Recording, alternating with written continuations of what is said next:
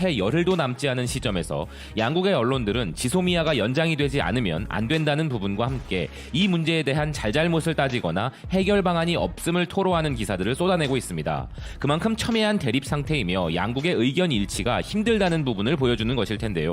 전 일본 외무성 내각 출신이자 한일 정상회담의 특사도 맡은 바 있는 현 일본 의회 컨벤션 뷰로 부회장인 노보루 세이이치로가 지소미아 종료를 앞두고 일본 정부에 긴급 재연한다는 호소를 아사히 계열의 매거진 론자에 기고하였습니다. 필자는 서두에서 한국 정부가 지소미아 종료를 취소하거나 한일 양국이 협정의 잠정 연장에 합의하지 않는 한 11월 23일 자정에 지소미아 협정은 만료되며 그 의미는 단순히 한일 관계 악화를 더욱 진행시키는 것뿐만 아니라 동아시아 안보 구도에 큰 변화를 가져올 수 있는 심각성이 우려된다고 이야기했는데요.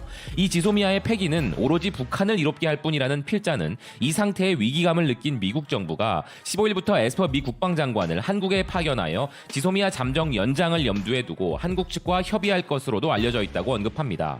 한국 측의 지소미아 결정은 일본의 수출 통제 조치에 대응하는 것이므로 일본이 그것을 철폐하면 한국도 지소미아 종료 결정을 재검토할 가능성이 있다고 했음을 언급하는 필자는 지소미아 종료를 일본 탓만 하는 것은 불합리하지만 한국 정부를 뒷받침하는 여론도 있기 때문에 한국 정부도 어떤 양보를 하려면 한국 국민들에게 설명할 자료가 필요하다고 이야기하는데요.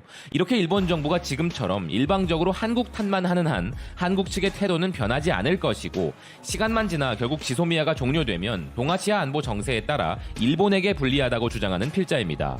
그리고 필자는 미국도 이 문제를 심각히 여겨 중재에 나서고 있는데 일본 정부는 이대로 관망의 자세를 관철하는 것은 옳은 결정이 아니라고 주장하는데요.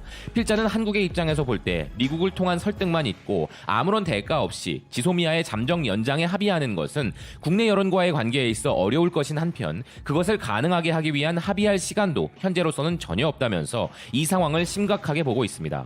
이 상황을 종합적으로 보았을 때 지소미아 종료를 회피하기 위한 유일한 방법은 11월 23일 이전에 미국의 중재를 토대로 한일 양국이 관계 복원을 위한 향후 절차에 대해서 뚜렷한 합의를 하는 것이라고 필자는 주장합니다.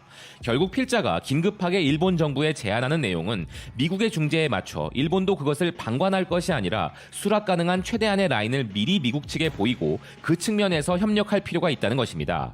즉 필자는 미국이 중재를 해도 일본의 양보 없이는 한국이 지소미아 종료를 취소할 리 없으니 일본이 양보 가능한 부분들을 미리 미국 측에 이야기해서 미국의 중재를 돕고 그것을 기반으로 지소미아 종료만큼은 막아야 한다는 것인데요. 필자의 주장은 아주 현실적이고 타당해 보이는 부분인 것이죠.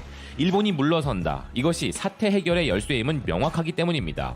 문제는 과연 아베와 그 내각들이 이런 제안을 받아들일 리가 있을까 싶은데요. 남은 기간 일본에 어떤 변화가 있을지 우리도 깊은 관심을 가지고 지켜봐야 한다는 의견입니다.